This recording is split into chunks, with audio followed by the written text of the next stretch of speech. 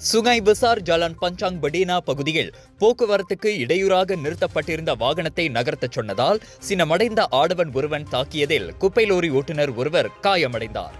நேற்று காலை மணி 9:30 வாக்கில் அச்சம்பவம் நிகழ்ந்தது. கட்டையை கொண்டு தாக்கப்பட்டதில் அந்த 37 வயது லோரி ஓட்டுநர் கையில் காயமடைந்தார். அச்சம்பவம் தொடர்பான 47 வினாடி காணொலி முகநூலில் வைரலாகியுள்ளது.